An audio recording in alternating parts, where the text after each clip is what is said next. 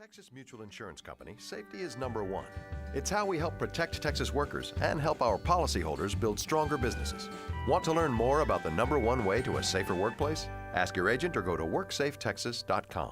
There is an organization about which I only recently became acquainted, but that looks like it's something that we should have had for a long time ago. It's called Unlocking Doors, and the whole idea is, once people get out of jail, to keep them from going back in jail. This is the quest of Christina Melton Crane, who is the founder, initial board chair, president, and CEO of Unlocking Doors, and the proud recipient of a brand new headquarters that just opened. She joins us right now. It's good to have you with us. Thank you so much, Dave. So, again, this is such a slam dunk. I mean, the recidivism is just astounding. I mean, isn't it like 75 or 80% turn around and go back to jail? Well, it depends on where the person is coming from. If they're coming from the state jail population, it's about an 80% recidivism rate.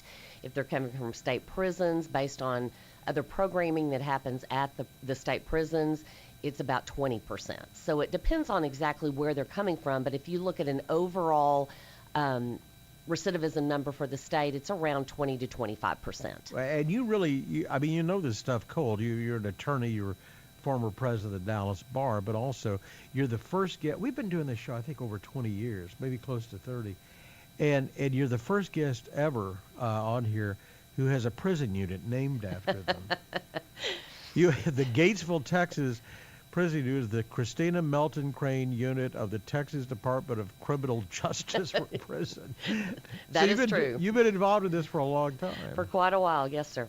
So what do you do? How do you keep them from going back? We have a process called reentry brokerage. It's very different than any other model out there. And what reentry brokerage is a concept where we take the offender, whether they're coming straight out of prison or jail or they've been in the community under supervision. And we do a full workup, much like your doctor does. You go to your doctor, he does a full work or she does a full workup of how you're doing physically. Well, we do the same thing for the offender. We determine their risk for reoffending.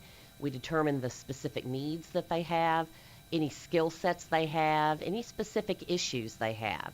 And then we do a individualized plan for them. So yours is not going to look like mine because we come from very different places and are going to have very different needs. But they're going to be common threads, right? I mean, sometimes it's a major gap in education, certainly a monetary need, and you think they need the money, and that's why they got to go do something pretty quick. I mean, these are things that take time, re-education or finding them a job. Absolutely, and one of the distinctions of our model versus other organizations is that they never graduate from us. So while we're helping them, we kind of are the guide or advisor, so to speak. So think of your brokers. Think of someone that you broker with. They're there to help you through whatever needs you have. So when you need them, you need them. But when you don't, then you don't have to be with them all the time. But you don't graduate from the program. We don't tell you it's going to be a 60-day program, and once you graduate, you're ready to roll. That's not the case with these folks, as you've pointed out. It's kind of a rewiring of thinking.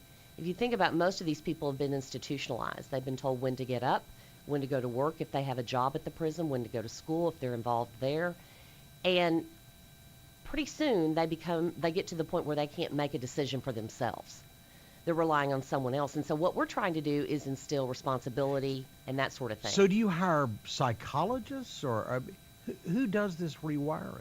So our brokers, our actual employees, the ones that work with the offenders, are licensed social workers, therapists, counselors. But then we also, the way our model works is we partner. We have strategic brokered partnerships with over 160 partners statewide that do everything from the counseling to the transportation, like DART, to the mental health, like MetroCare and ABC.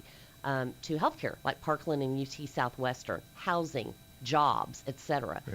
So that's how we're different. We're not doing the actual service. We're taking the infrastructure that already exists and putting it under one umbrella. And putting them together. This is kind of like the bridge does with the homeless. Correct. I mean, they put together the doctors and the education. Correct. But this can't be cheap. I mean, what you're talking about is, and the infrastructure has got to be tough to put together. So you're you're a not-for-profit, a 501c3, right? Correct. So you're out beating on doors. You got it.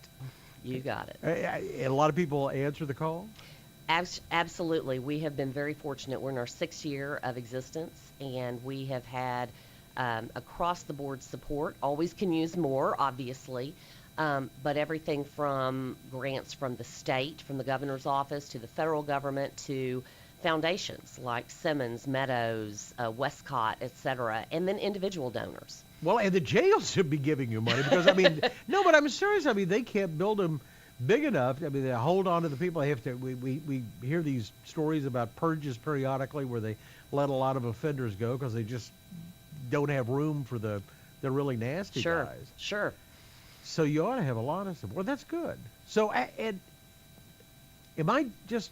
Do I live in a hole? I mean, I've never heard it. Like I said, this is such a logical thing, but I've never heard of this before. The reason you haven't is because there's not another model like ours.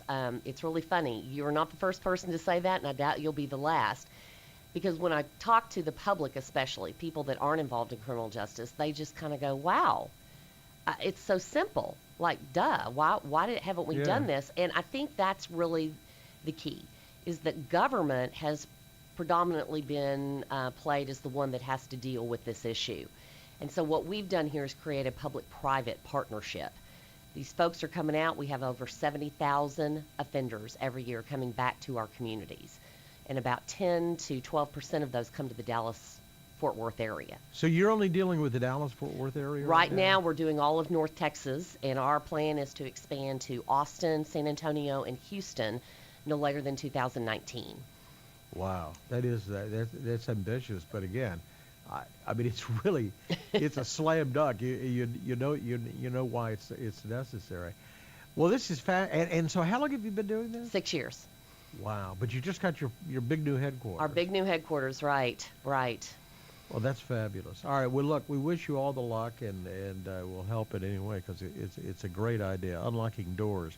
Christina Melton Crane is the founder, chair, the president, the CEO. You don't have to clean up the place, too, do you? No, but I will if I have to. Thanks for being with us. Thank you. I'm David Johnson, News Radio 1080 KRLD.